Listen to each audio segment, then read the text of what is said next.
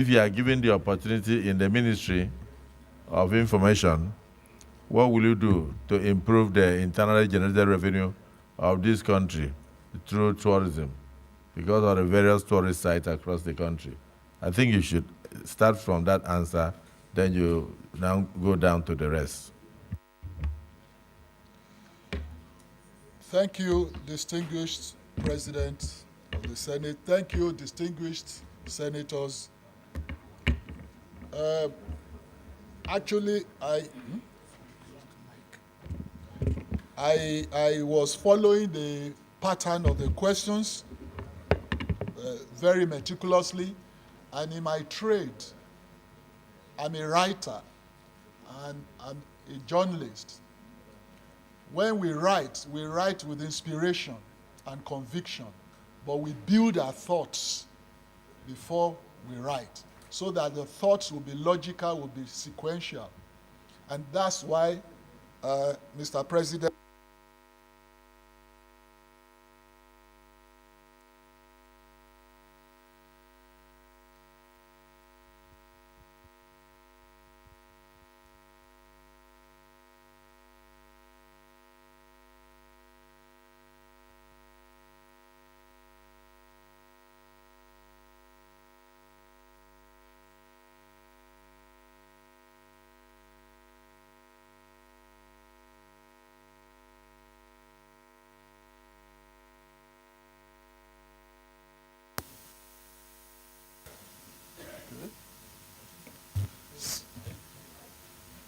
distinguished senators, actually the issue of tourism in Nigeria, with due deference to the opinion of the Senate President, has been very difficult. It's not difficult in my own estimated view at all, and in my considered opinion. And this I say with all sense of responsibility, given my modest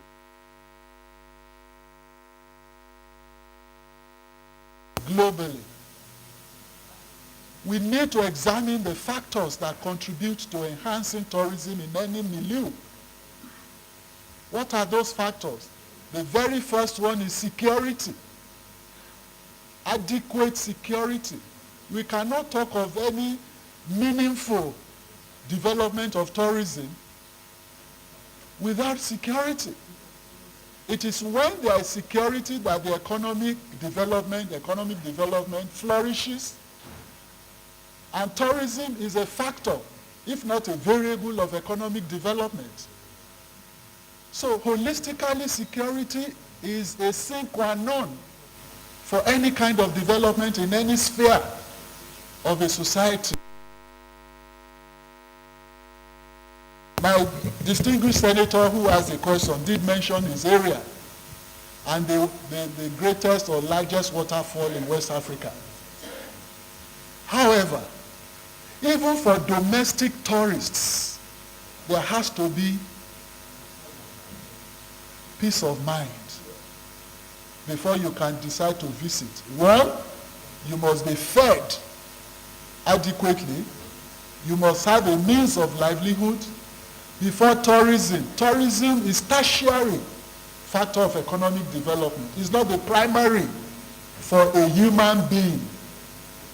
A human being who wants to go and visit the waterfall, who wants to go and watch animals, who wants to do tourism generally, see sites, historical sites, must have been a little bit fed. And there must be security of movement assured. Elsewhere in the world where people gravitate for tourism, there is a modicum of security. When you know that your lives and properties are secured, then you can go and watch animals in the bush. You can go to the Masai Mara in Kenya, into the Games Reserve, and watch animals and sleep in the bush because there is a feeling of security. So distinguished senators, the first thing we must attack in enhancing tourism is internal national security. There is no running away from it. Of course, there is the value chain, the multiplier effect therefrom. It affects virtually every area of our endeavor in this country. There are other factors, but I just don't want to waste your time. The most important, in my considered view, is security. I will hesitate before going anywhere to engage in tourism if I do not feel safe. And you agree with me, in the last several years, we've not had the best feeling of security. However, now we are having it. Yes, sir. We have noted your concern on security. But if you are appointed a Minister of Information, and then we collectively, because security belongs to all, and we put our house in order, and the nation is secured, what are the initiatives you bring forward to enhance tourism, assuming we also have done something about security, please? Thank you, Mr. President.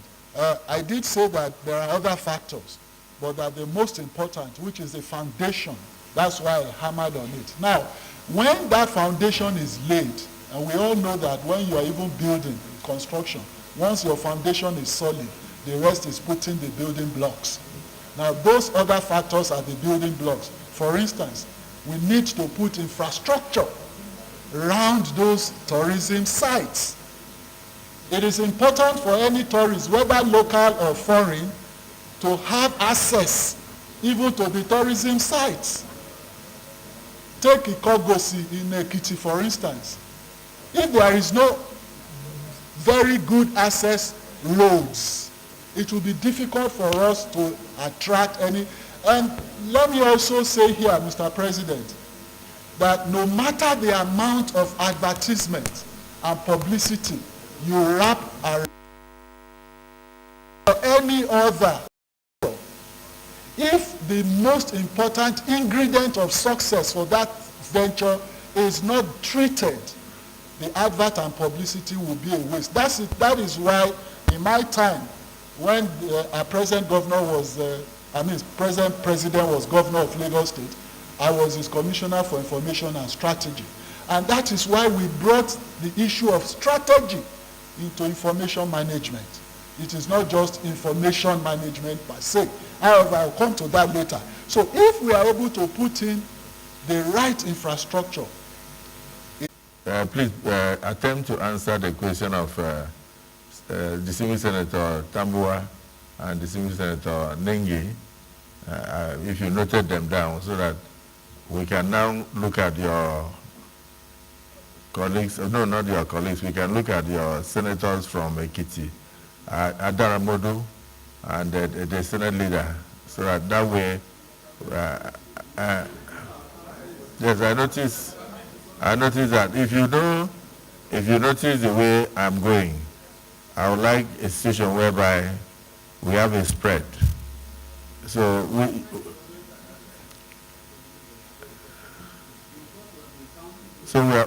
have distinguished minority leader. Your protest is noted. Okay, so just answer the other questions from my colleagues. Distinguished Senator Nengi, distinguished Senator Tambua. Well, because if you notice, I attempted to go towards Ekiti, but most of the speeches coming from there are full of accolades instead of questions. So I'm more interested in those who have questions for him. He wants to answer questions. He wants to answer questions.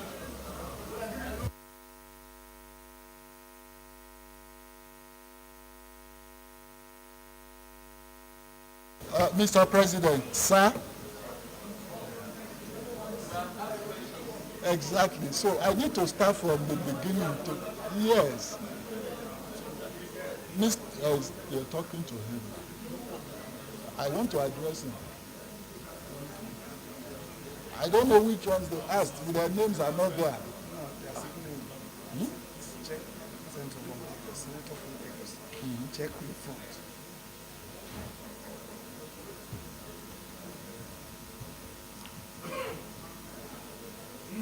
I don't know which one Pambo asked. I just wrote the questions. Mr. Senate President, sir, I wrote down the questions.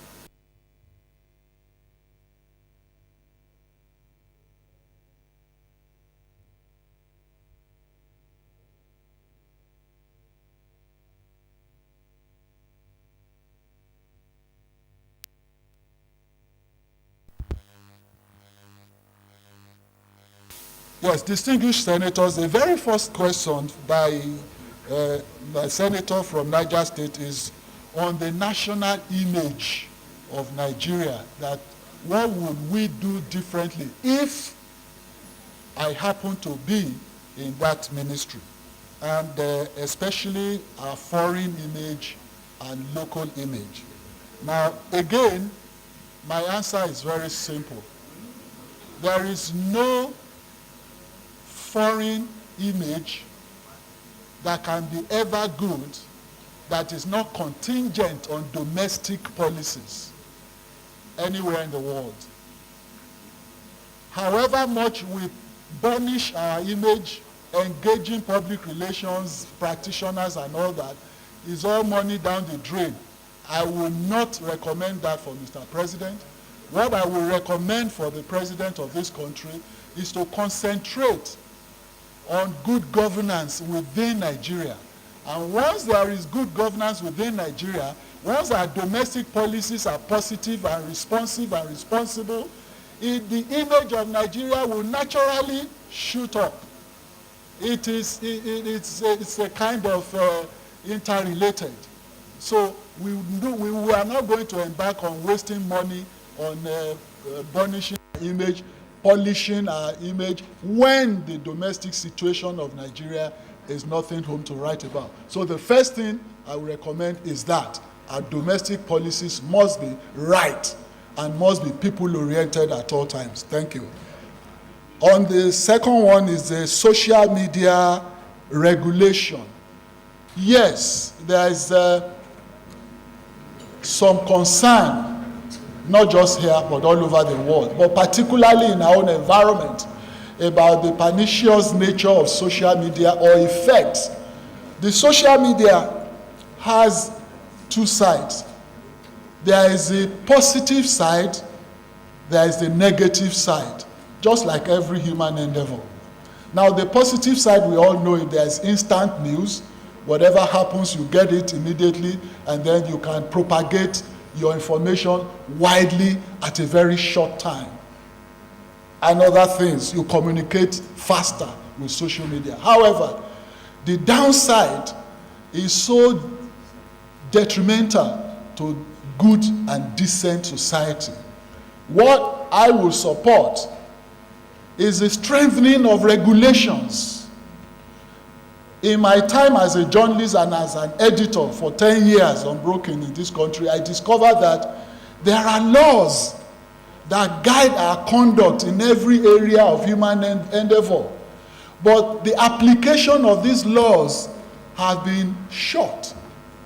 In fact, even victims of libel cases, of aspersions, of defamation and all kinds of negative things in the media hesitate to also apply the law against the culprits.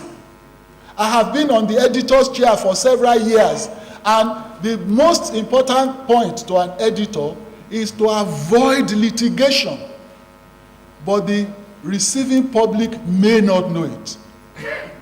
But the public would not also seize the opportunity of applying the full weight of the law when there is infraction by any medium, whether social media or newspaper or online or electronic.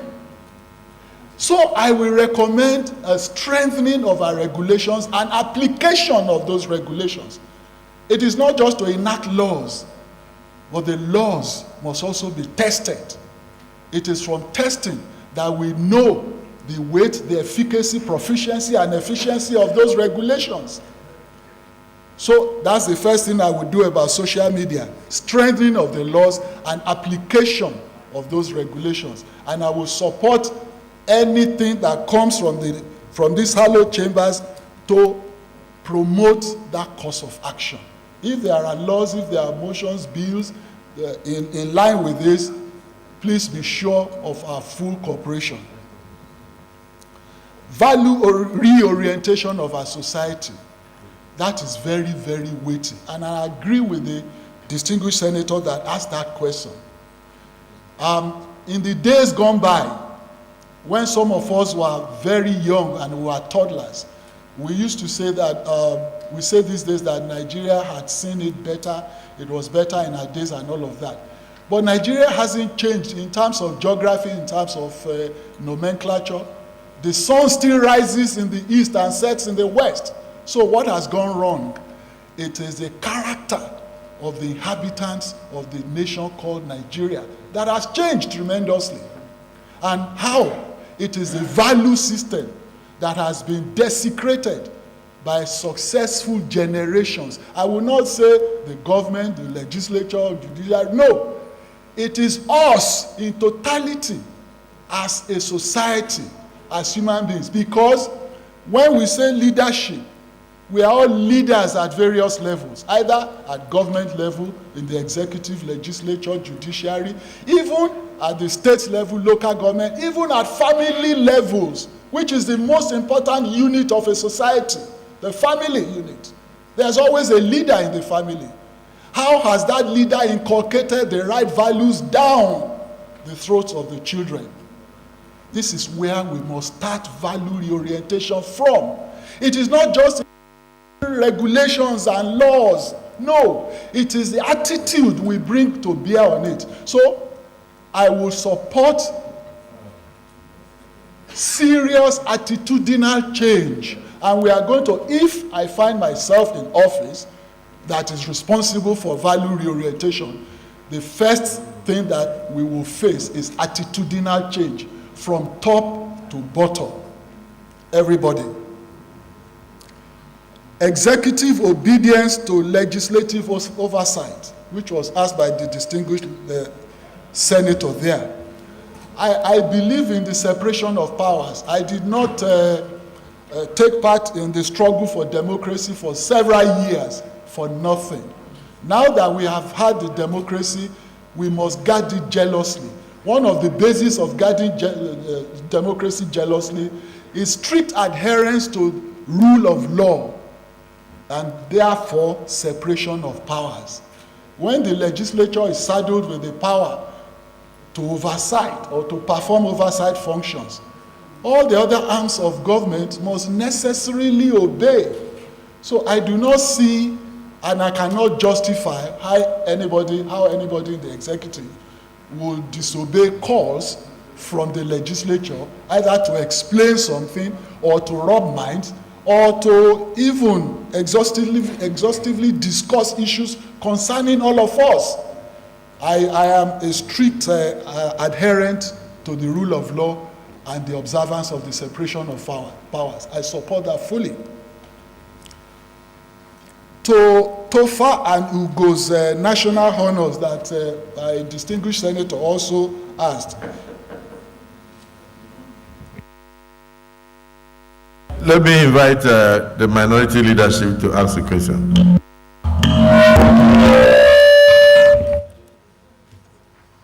Thank you, Mr. President of the Senate, sitting as chair, distinguished colleagues.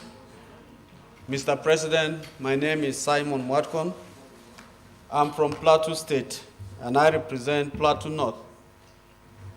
Mr. Nominee, a lot of accolades have been showered on you, and from your CV, you have done incredibly well for Nigeria, especially the struggle for democracy. And I'm convinced virtually every senator here knows that. Seated as senators here, the issue of our political parties is secondary. We are senators of the Federal Republic of Nigeria. I'm saying this because of the question I want to ask you. And therefore, any question coming from me should be taken that is coming from the Senator of the Federal Republic of Nigeria, not as a minority. party senator. We all have equal status here. Like I did tell the Senate President, one day he may be seated here and I will be there.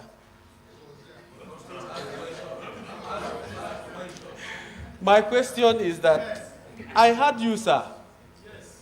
You said as a writer or as a journalist or an image maker, you speak out of inspiration and conviction. You don't just say anything. You must have the inspiration and you must have been convinced that what you are saying is the right thing. You've talked about the social media too. I've read on social media, sir, your statement concerning other political parties during the election. I read a statement where you label supporters of a particular presidential candidate as wild dogs,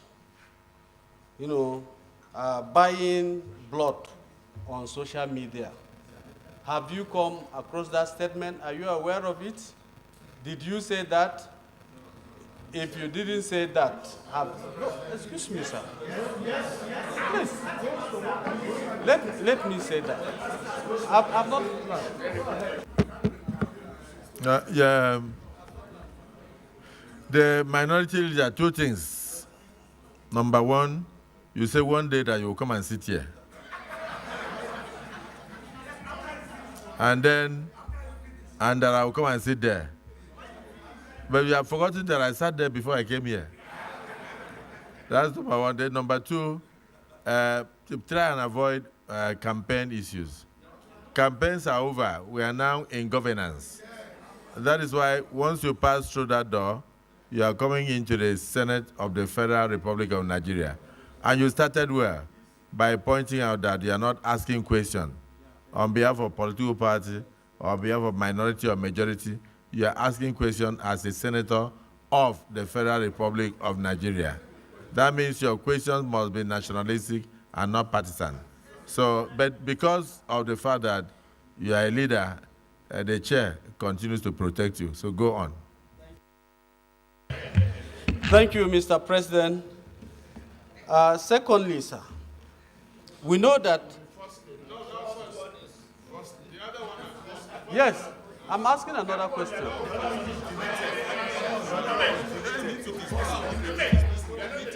I've asked him whether it is true or not, so he is the one to answer, sir. Yeah, second question. First question. The other one was partisan. The second question, sir. Whether he said it or not.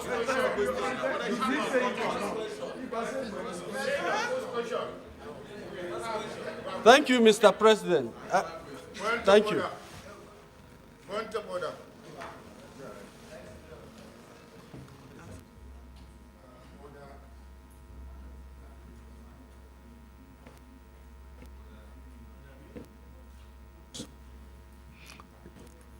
Your mic. Oh. Senator Muhammad Adamu Aleru is my name, representing Kebbi Central. Mr. President, Order 55, with your permission, I will read. When a senator is speaking, no senator may converse aloud or take any noise or make any noise or disturbance to interrupt him. Mr. President, there are so many interruptions, particularly from the other side. I want you to abstain this point of order so that there will be silence and decorum in the way you conduct the affairs of this chamber. Thank you. The point of order is sustained. The leader of the Senate. Thank you, Mr. President. Michael Okwayemi Bamidele, representing Ekiti Central. I have come under Order 12 Order 55 specifically, Order 12, and it's important that this is stated. No senator may interrupt another senator while speaking, unless, and that's my emphasis, unless 12A, to call attention to a point of order or privilege and suddenly arising. 2, to call attention to the want of a quorum. C, to call attention to the presence of stranger. D, to move a closure motion or to move that the business of the day be called on. Mr. President, the reason I also had to raise this point of order is that Order 55 from subsection 1 to 12 are clear as to the code, the mode of debate on the floor. And while a senator must be listened to in silence and no other senator must interrupt him, our order also, our rules have made arrangements or provisions for situations in which even a standing senator, a sitting senator, may be interrupted. That is stated in our rules. The issue at stake was that the minority leader was raising questions that bordered on campaign. This had happened several months ago. And if we are here as senators of the Federal Republic of Nigeria screening ministerial nominees, we are not supposed to bring in issues that had come and gone. Political parties contest under tension. Thank you, sir. Yeah. The Leader of the Senate, your point of order is upheld. The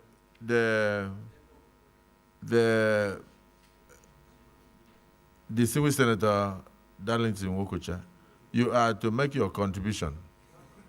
Please go ahead and make your contribution because you addressed your hand. You have another question? You have another question? Oh, if you have another question, please go ask very quickly because we have other nominees to take. Please ask quickly. Mr. President, Mr. Nominee, sir, as somebody that will be the image maker if you are eventually appointed by Mr. President as Information Minister of this country, we know that out of patriotism, we are supposed to be conversant with our national anthem. Mr. President, if you allow me, I will ask the nominee to recite the second stanza of the national anthem. Thank you. Yes, distinguished Senator Wokocha, not point of order, your contribution. Just ask the question, please.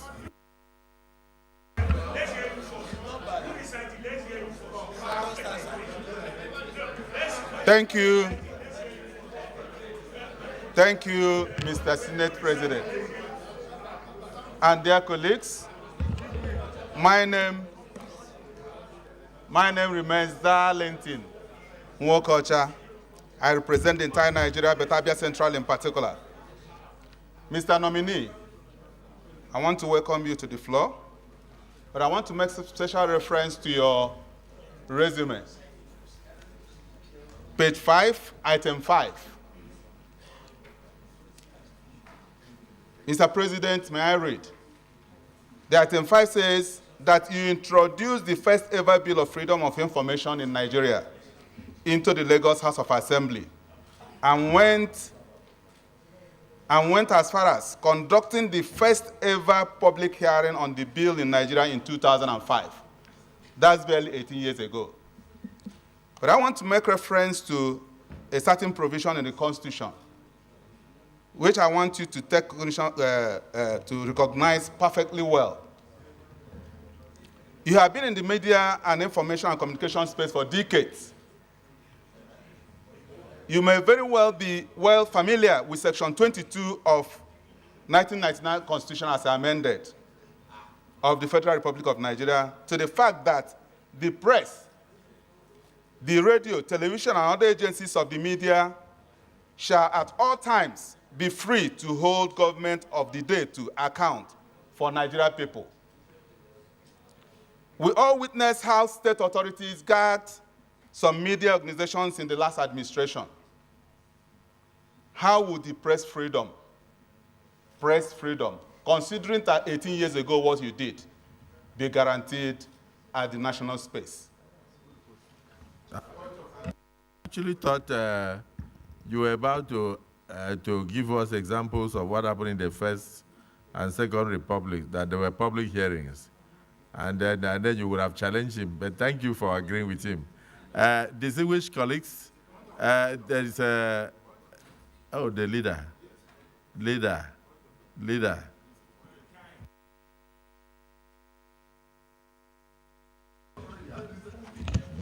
Mr. President, contrary to expectation, my point of order is not about extension of time. I will do that in another 3 minutes. My point of order, sir, is Order 52, sub 4. And the reason it's important that I make this clear is that if I have your permission to read, sir, I would like to read, Mr. President. Order 52, sub 4. A senator must confine his observations to the subjects under discussion and may not introduce matter irrelevant thereto. Mr. President, it's important that we know, and I want to say this with due respect to the minority leader. He has been wonderful as a senator of the Federal Republic of Nigeria, and he has contributed very immensely to ensuring that proceedings on the floor have been meaningful.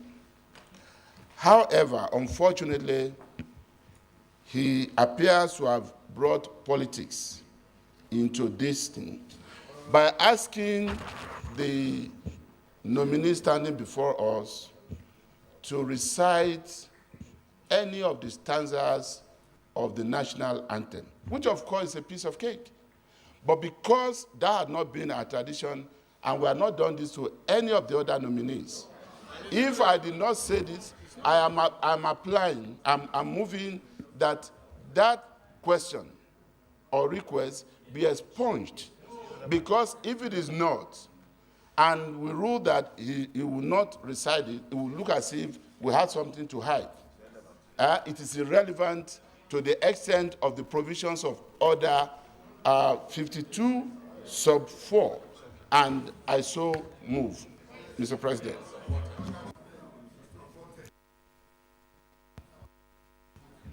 Your point of order, in fact, even if you ask me as the Senate President to recite the second stanza, I'll do it offhand. It is expected that every adult in Nigeria has the stanzas in his heart. Every adult. We are here to do serious business of how to move this country forward, and then to ask the nominees what they'll bring on the table to assist us to get out of the current cauldron. It is not necessarily to sing songs. So your point of order is sustained. Senator Jibikuta. Mr. President, standing at the chair of the Committee of the Whole, my name is David Esu Jimkuta, representing the good people of Taraba South, Kororofa Kingdom. Mr. President, distinguished colleagues, having gone through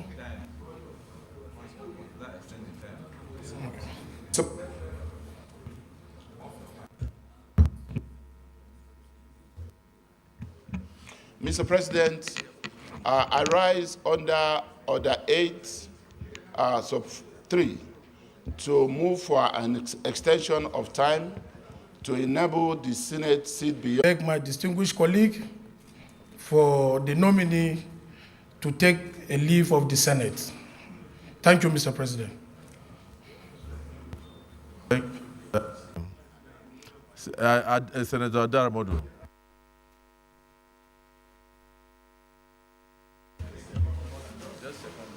Thank you. Yes, I will. Thank you, Mr. President, sitting as chair of the Committee of Whole. I'm Yemi Adarabodu, Senator from Ekiti South and from Ekiti State. In seconding the motion moved by my colleague, Senator Jim Kuta, that the nominee who has answered very seriously and positively and progressively the questions posed to him. Ordinarily, I'm from Ekiti State. Not only that I'm from Ekiti State, he's from the other constituency, which I even represent in these hallowed chambers, that is the media. And we can see him. He's a media legend, he's a media avatar. He has been on it for a very long time. And when we look at the resume, we will be convinced that it's going to do a human. And then we even say it, that the taste of the pudding is in the eating. In Lagos State, with our president, as he was then the governor of Lagos State, Mr. Dela Alake was the mouth, it was the trumpet that made all the human, all the feats in Lagos State to be known by Nigerians. And if we give him a bigger trumpet to blow in Nigeria, in that wise, it's going to make Nigeria very proud, and it's going to blow the feet to the world, to the global space. And finally, he's from the land of honor, Ekiti State. He's an ambassador of honor, and he's not going to renege on that. I will even put it to him that the National Orientation Agency must be revived, because gone were those days when we were hearing, if you are a teacher, teach well. If you are a worker, work well. If you are a driver, drive well. So the National Orientation Agency under you, I know that is going to grow more wings this time and fly our orientation to every nook and cranny of Nigeria. Mr. President, we are very grateful from Ekiti State, and we are happy with his nomination and his screening today. And we are very sure that this hallowed chamber is going to confirm him to become a minister of the Federal Republic of Nigeria. Thank you. So, Mr. Nominee, Ekiti has spoken, and nobody can say that Ekiti has been marginalized in the proceedings. So, but there are still a few questions that you were itching to answer before you take leave of the Senate. So the floor is yours. Thank you, Mr. Senate President. The question which was asked from that side of the chambers on freedom of the press really touched me. And the man did a little bit of research, the distinguished senator, going back to 2005, when I was the first to bring a bill of Freedom of Information Act into the Lagos State House of Assembly, and did a public hearing, and it's all on record. And that exactly signposts my own deep convictions about press freedom in this country. Having been a practitioner, I am still a practitioner, because we have an aphorism in journalism that once a reporter, you are a reporter for life. And so I remain a reporter. And so the ideals, the tenets, the principles, the norms, and the mores of that profession, I am one of those who uphold it, who will uphold it assiduously with every sinew in my veins to make sure that press freedom is sustained in this country. However, to every privilege, there are responsibilities. I am not advocating an absolute press freedom without responsibilities. And I had a cause to say to some group of media men just a few days back that those of us who are gatekeepers, editors, managing directors, and all that, the gatekeepers have an onus on them. It behoves on them to regulate whatever comes out for the sanity of our society, because information is power. When information is irresponsibly purveyed, it can lead to cataclysmic events and destruction, chaos, social anomy in the society. So I am very, very vehement on responsibility aspect of the press, and I will uphold it to the very last atom of my breath. Thank you.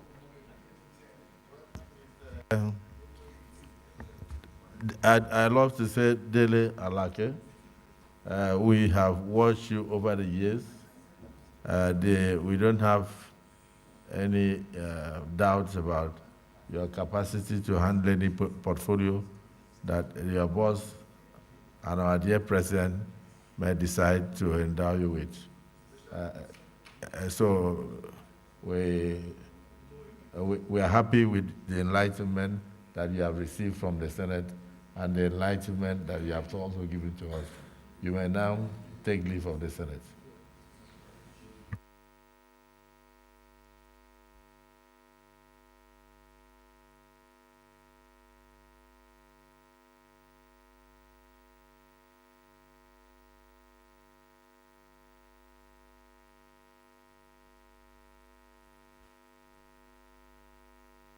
Next nominee, please.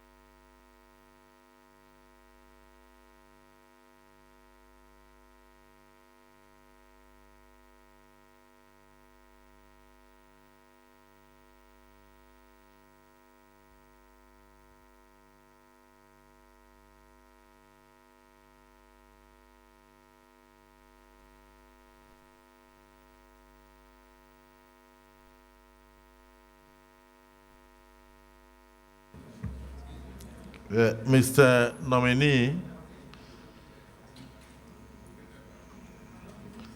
Professor Ali Pate? Yeah?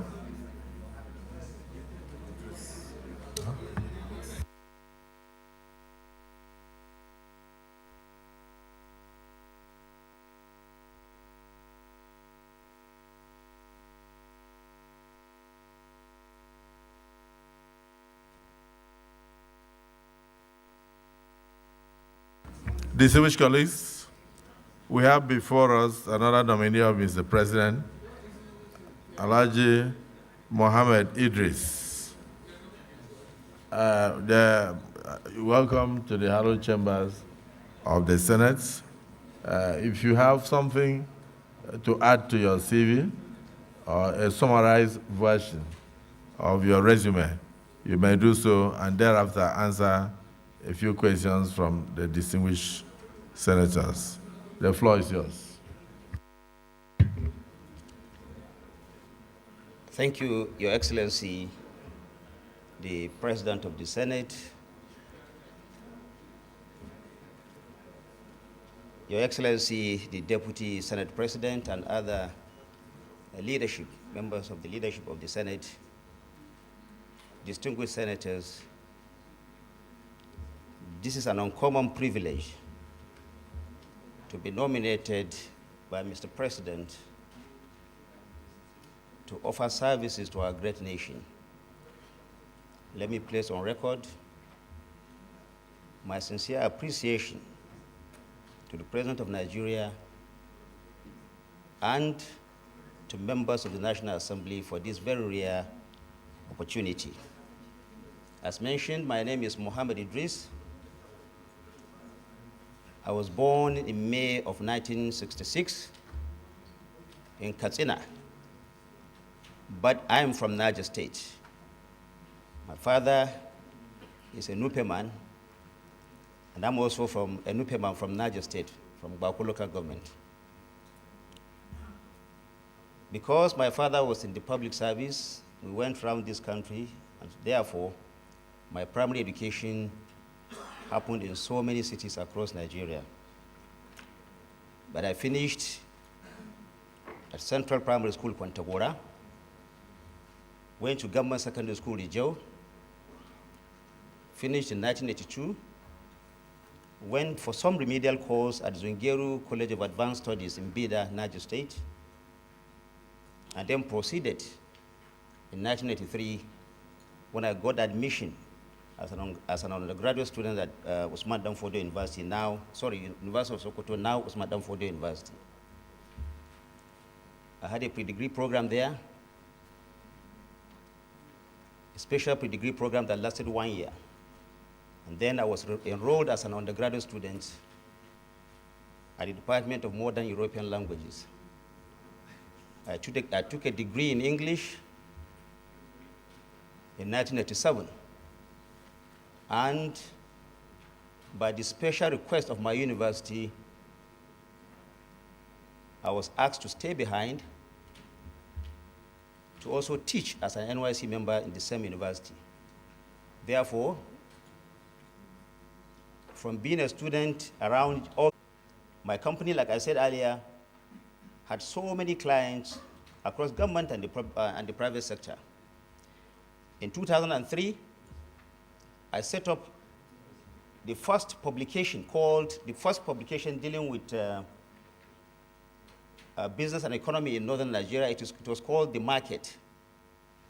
It debuted in 2003, and it continued to be in the newsstand until around 2011, when we thought that we should expand that and establish a broader newspaper. It is called Blueprint Newspaper. We established Blueprint Newspapers in 2011, and since then has become one of the most respected national dailies in this country. I want to state, Your Excellency, Mr. President, that Blueprint Newspaper is one of the first newspapers to break the story of Boko Haram, and especially the bombing of the police force headquarters at that time. Even when the Nigerian police was giving some information about those who they thought were responsible for that bombing, because we decided to get some journalists to embed themselves with the terrorists at that time, we were able to get first-hand information that was useful for the Nigerian government in tackling the menace of that insurgency. I recall that the international media were quoting Blueprint newspapers because we were giving the most incisive information about Boko Haram at that time. That newspaper is still there, and it is running up until this time. Again, I established a radio station. It is called the We FM. Actually, it was in existence, but with a different ownership. But I bought into it, revived it, and it's now one of the leading voices, one of the leading FM stations in Abuja here. Again, Blueprint newspapers, because the President of Nigeria, then President Muhammadu Buhari, graciously gave us a license to float a television station. I want to say it, distinguished senators, that Blueprint newspaper has established that, but we are doing some trainings now, and in the next 2 or 3 months, will be on air. It's going to be one of the biggest television stations in this country. Distinguished senators, I also had a stint in the construction industry. Around 2008, I set up a company that went into construction and real estate development in Nigeria. The success of that perhaps led Mr. President Muhammadu Buhari, to nominate me and subsequently appointed me as chair of the Abuja Property Development Company. That company is government-owned. Before I took over, it was almost moribund, almost bankrupt. But when I got there in 2008, I made sure that as a board chair, I made sure that that company was resuscitated. And I'm happy to report that today, the APDC is one of the best private companies owned by government in this country.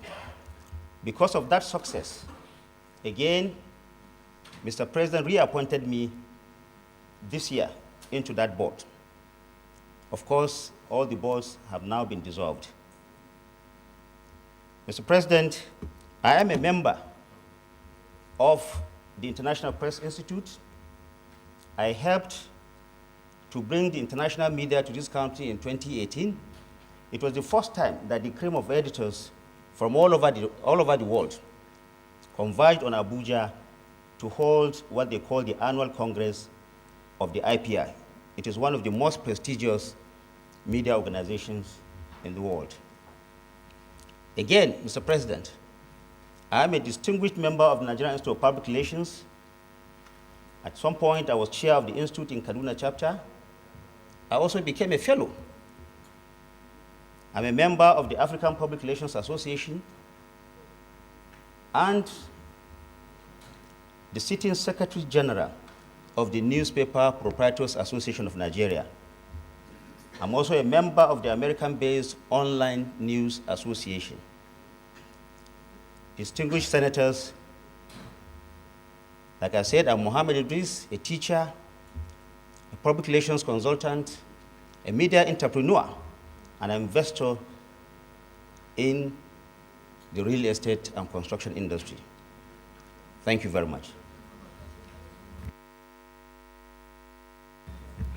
Let's start with the distinguished Senator Wadada. Thank you, Mr. President. Sitting as chair, distinguished colleagues.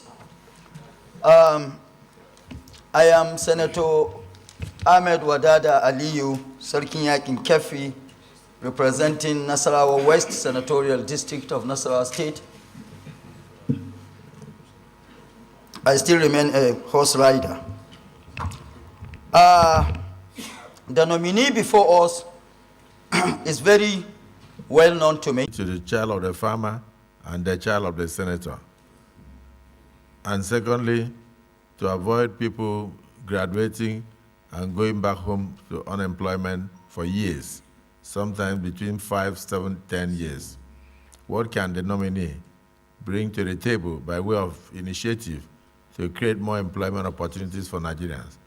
I think that's the summary of your question. Senator Zam.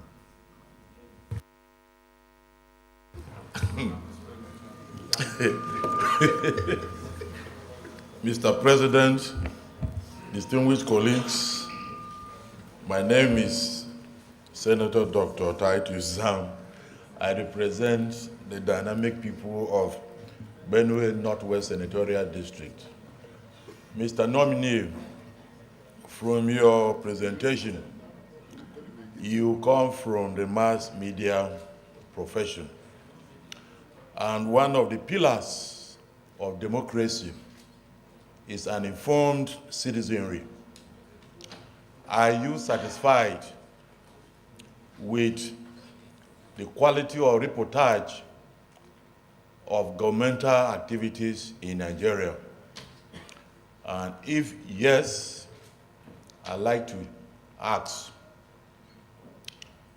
how much is the Nigerian citizen aware of the programs of the present administration? If your answer is no, what can you do to improve on the quality of governmental information that reaches the Nigerian grassroots? Thank you very much.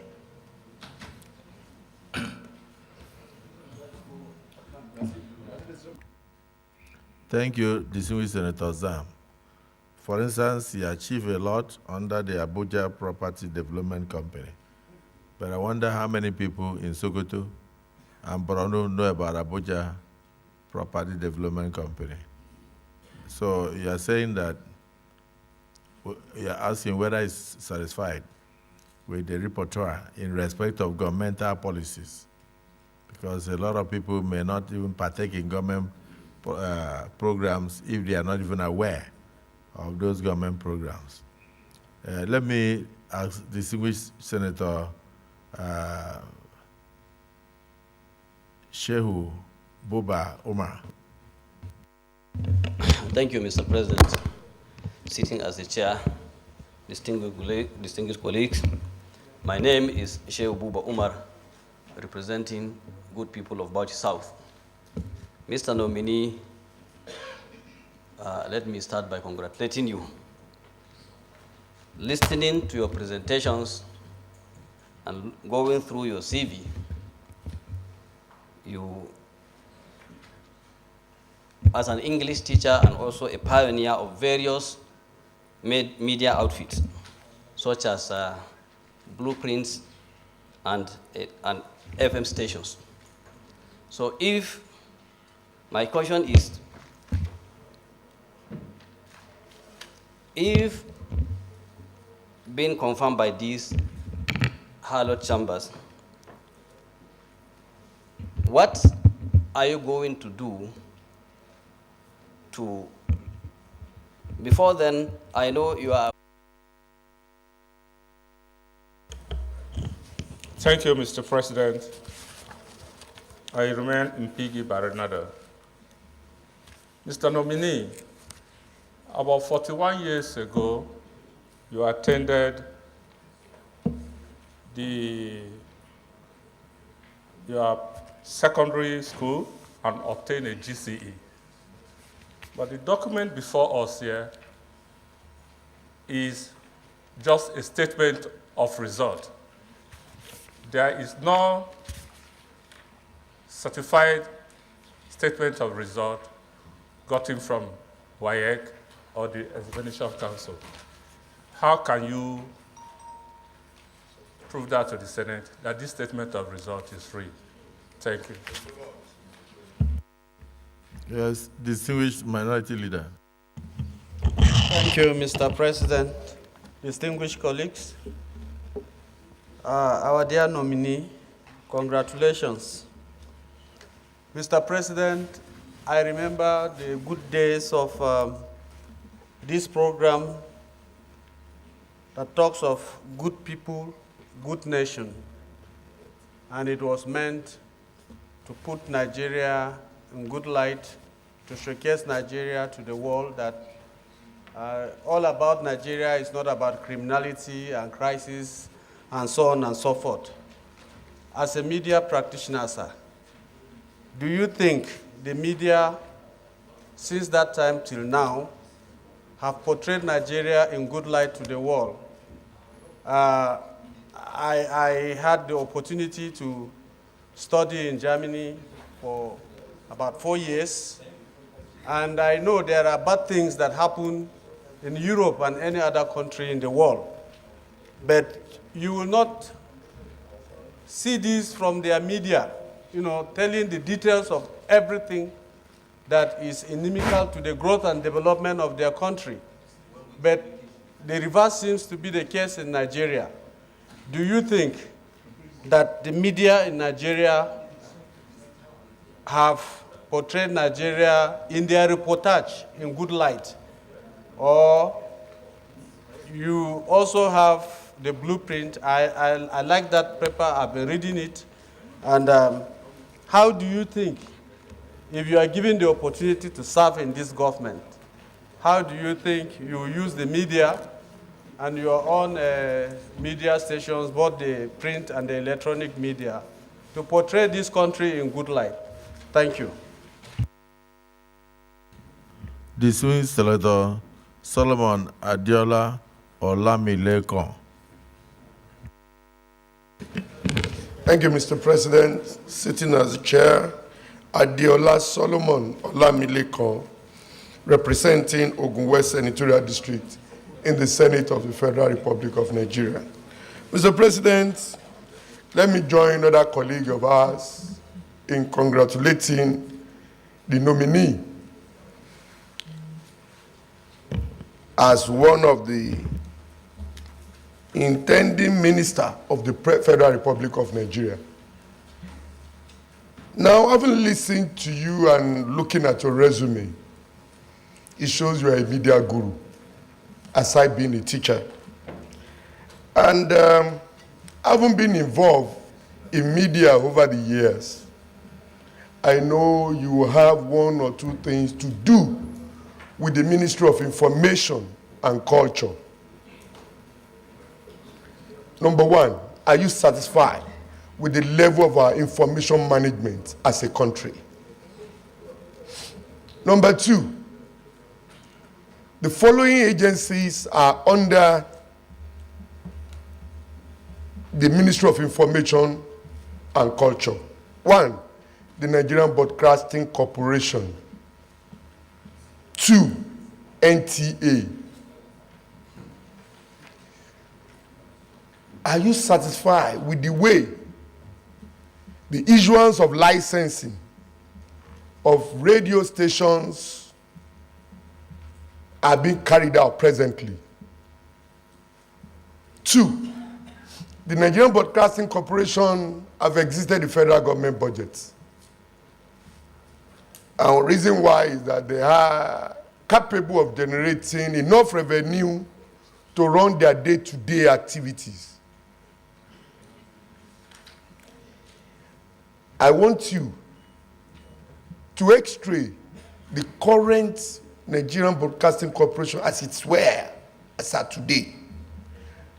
And are you satisfied with the performances of the Nigerian Television Authority when compared with the channels, the TVC, and all other TV stations of this world? Thank you.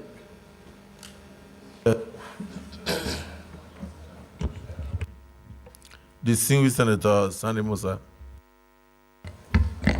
Thank you, Mr. President, sitting as chair. I am Mohammed Sani Musa, representing Niger East Senatorial District. My distinguished colleagues, the nominee standing before us is a representative, a nominee representing Niger State, and that is our constituency. The three distinguished senators of the Federal Republic in this chamber can attest to the credibility of this nominee. The passion this nominee has in driving not only the youth of this country, but the whole Nigerian people in terms of attitude change cannot be overemphasized. As he stands, if you look at him very well, you will see a man of honor standing before you. He is the publisher of Blueprint newspapers. We are all politicians. We have seen what happened during the days of campaigns. But I can attest that there are newspapers that have excelled themselves not to be partisan, and they report as it is. It is not the making of the newspaper, but the brain behind the newspaper. I can also attest that he is in a position to create a brand strategy for this country that will give every one of us the image we so desire. He has been a member of so many international PR organizations. We don't need to always appropriate the meager resources we have. Well, we should be able to use the strengths of characters of some of the Nigerians we have like him to sell our image, to propagate our image to the international community. He is a mobilizer that can also give credibility by way of image to the